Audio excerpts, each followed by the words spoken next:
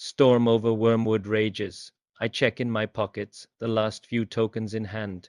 Guess I have another day, then I should accept a new quest. I wake up the next morning and head out into the peaceful meadow outside of town. I take out the stone from my father's old satchel and start pondering the power I was gifted.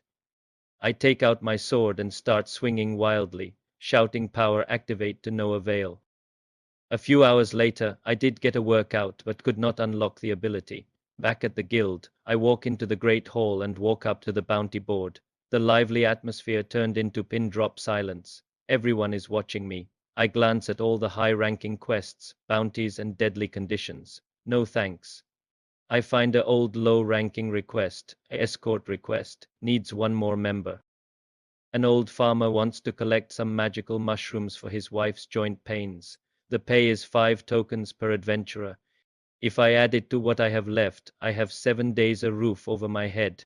Nobody wants it due to the low pay, and of course the fact that there is a horde of bloodthirsty ratmen in Wyrmwood. This request is on the edge of those woods. It should be safe.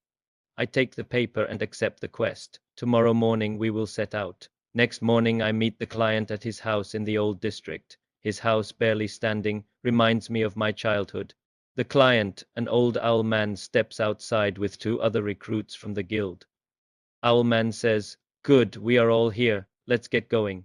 The old owl points to an old carriage which are pulled by Norgs, a wolf-looking creature with ram horns.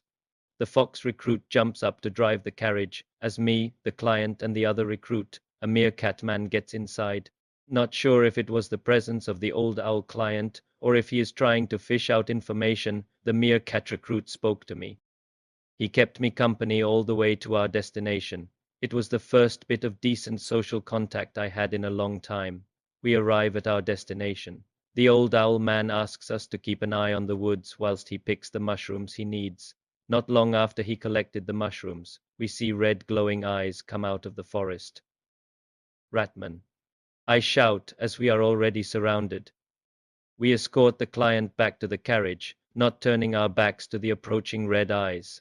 I see a bunch of the eyes scurry off in 2 different directions. We are left with 4 Ratman scouts emerging from the shadows, more scurrying in the bushes behind us. The foxman loses heart and decides to make a run for it, not listening to us, trying to stop him. Shortly after we hear his cries as he is most likely cut down. As the 4 Ratmen surround us, the meerkat man and I are ready. I clench the gem with my free hand and feel a surge of power as my veins glow blue once again. As the Ratmen attack, it is as if time goes slower. I finally grasp, the power I received enhances my reflexes at a cost. I make quick work of 2 Ratmen, cutting them down in succession. The meerkat cut down the 3rd, and I assisted him with the 4th. The power leaves my veins and I fall to my knees, feeling weak. As I look up, 8 more sets of eyes emerge from the shadows. I can feel my heart pounding in fear. This is the end. My lifelong happiest memories start coming to my mind as I start making peace. On a hill, a silhouette hooded figure looking at us. Hooded figure. Not yet, Black Cat. Not yet. Just as the Ratmen approach, a rock hits one of them and a sharp whistle draws their attention. The Ratmen turn and run immediately in the direction of the whistle. Distant sounds of combat and screeching Ratmen can be heard. I drag my weak body into the carriage. The meerkat man takes the steers. We head on out of the woods. The foxman was not seen anywhere, but it seems like we will be safe. Back at the guild, the meerkat taps me on the back and says, "You saved us back there." I shrug and give him a weak smile, and I say, "Someone saved us. I wonder who."